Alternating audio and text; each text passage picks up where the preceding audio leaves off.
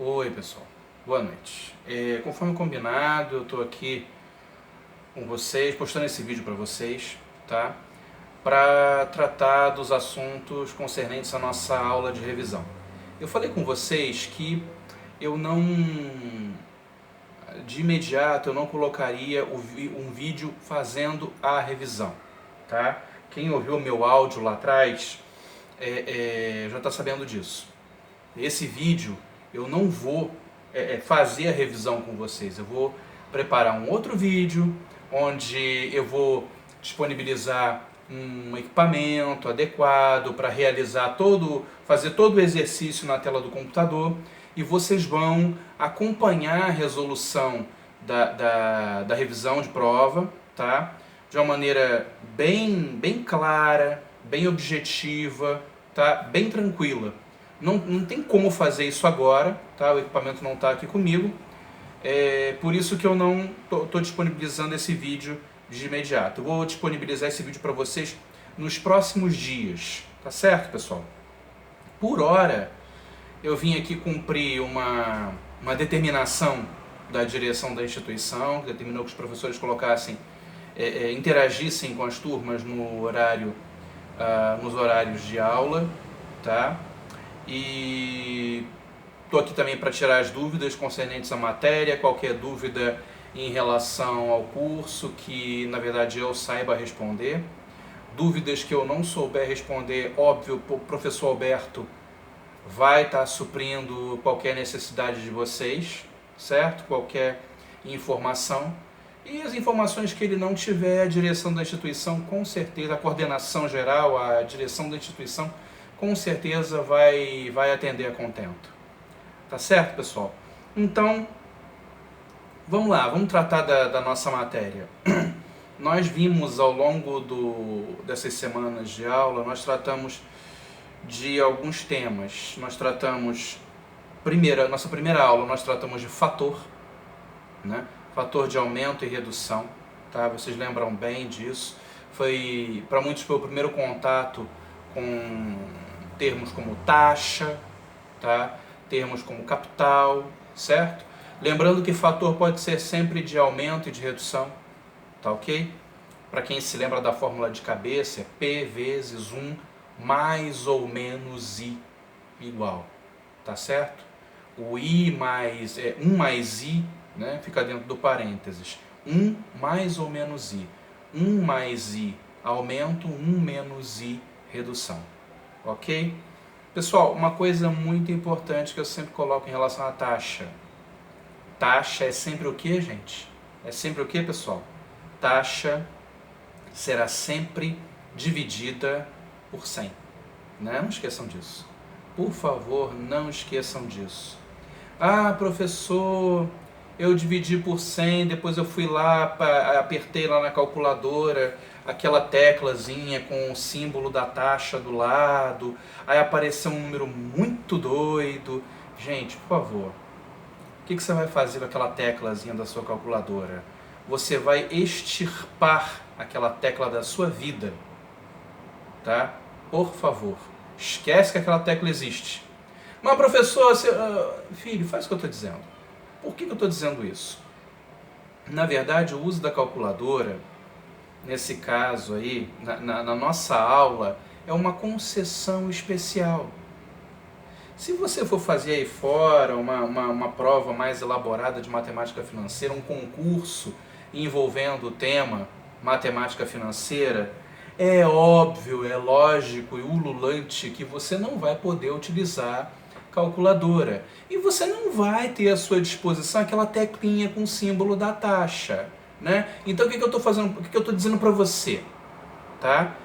Quando você for fazer a sua prova, você vai pegar a taxa e dividir por 100 e vai esquecer que aqui existe aquela tecla na calculadora, ok? Quando lá fora na tua vida aí, tá? Quando você for fazer um concurso, coisa parecida, uma prova, numa entrevista, num processo seletivo de emprego, tá? O que você vai fazer? Você vai pegar a taxa e vai dividir por 100, porque você não vai ter calculadora disponível, tá? No seu dia a dia, quando você estiver trabalhando com isso, você vai ter calculadora. Ok? Aí se você quiser utilizar aquela tecla, utiliza. Tá? Mas aí é o dia a dia, você vai poder testar à vontade, testar, retestar, e fazer o que for necessário para ajustar o teu dia a dia.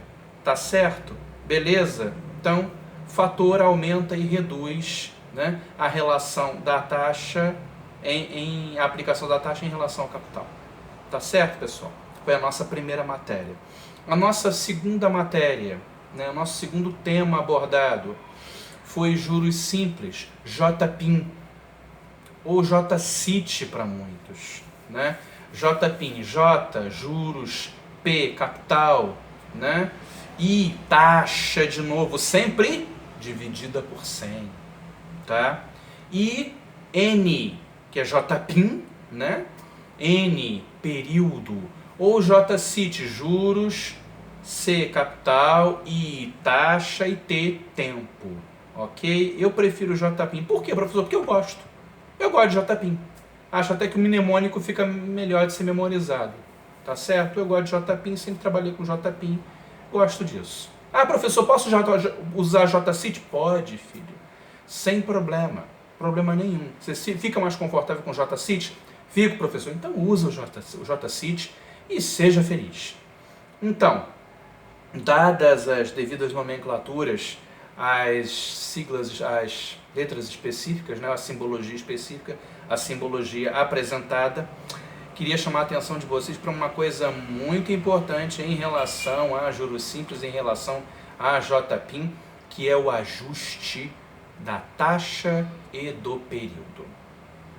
Pessoal, olha só, preste atenção numa coisa importantíssima. Quem veio acompanhando as aulas desde o princípio sabe disso. Taxa e período precisam estar na mesma unidade de medida de tempo. É fundamental, é imprescindível que taxa e período estejam na mesma unidade de medida de tempo, tá? Ou seja, exemplo, se você tem uma taxa de 10% ao mês, veja bem, ao mês, tá? E você tem um período de 4 bimestres. Essa taxa e esse período estão ajustados? Não. A taxa está ao mês e o período está em bimestres. Você vai ter que ajustar. Tá? Você não vai achar uma resposta correta, tá? Caso você coloque esses dois elementos, tá? Cada um na sua respectiva unidade dentro de uma fórmula. Você não vai achar um resultado correto. Você vai ter que ajustar isso daí. Tá certo? Beleza? Nas aulas eu ensinei como é que faz. Ah, professor, mas... Calma, no próximo vídeo que eu vou colocar, que vai estar a telinha lá, eu escrevendo na tela, você vai ver a resolução, você vai relembrar como é o ajuste. Tá? Fiz isso em sala de aula, tem muitos exercícios ensinando a fazer isso. Tá certo? Mas vou fazer novamente na revisão. Não precisa entrar em desespero, não precisa entrar em pânico. Ok? Ok, belezinha. Então, seguindo, depois do JPIM, nós falamos, depois dos juros simples, nós falamos de montante simples. Certo? Montante simples. O que é montante? Primeiro lugar, para a gente começar a falar disso, o que é montante? Montante é a soma, tá, do capital mais os juros. Por exemplo, se eu aplico R$1.000 num determinado investimento, né, e eu mantenho esses R$1.000 aplicados durante 2 meses. Ao final de 2 meses, né, se o aniversário, né, se a data de aniversário dessa aplicação ela ocorre mês a mês, né, no final de 2 meses eu vou ter o quê? Eu vou ter 2 rendimentos. Eu vou ter um rendimento do primeiro mês e um rendimento do segundo mês, certo? Que seriam aí os juros. Então, se eu pegar esses juros e somar com o primeiro capital, tá aqui os juros, tá aqui o primeiro capital investido, o capital original investido, somei os dois. Somei os dois, somei tudo, tá? Eu vou ter o quê? Eu vou ter montante. Isso é montante. Isso é montante. Tá? Isso é montante em qualquer circunstância. Ok? E montante simples, professor. Montante simples, pessoal, nada mais é que o resultado dessa soma aqui, sendo que os juros aqui, a origem dele é o sistema simples de rendimento. Tá? É quando a taxa ela incide sempre e unicamente sempre sobre o capital original. Ah, professor, o capital original é de R$1.000, beleza. Chova, faça sol, passe 10, 15, 20, 30, 40 anos o teu capital lá aplicado, tá? A taxa de rendimento, ela sempre irá incidir sobre o seu capital original. Aqueles R$1.000 que eu falei no exemplo, tá? Ela sempre irá incidir sobre o seu capital original. Isso é sistema simples. Isso é sistema simples. Ok? Beleza? Né?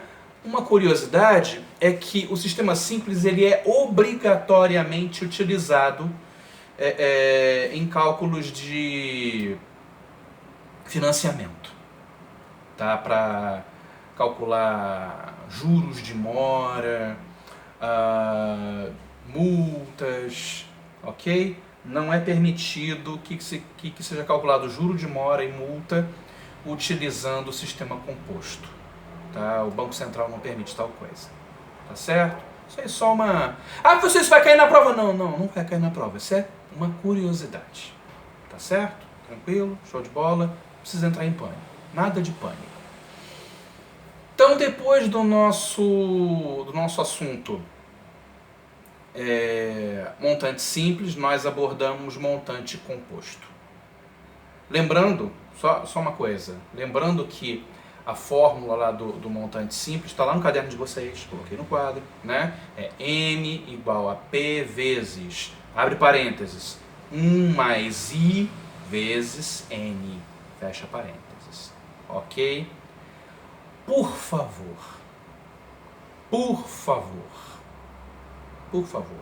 não esqueçam de colocar o sinal de igualdade logo depois do M igual, tá?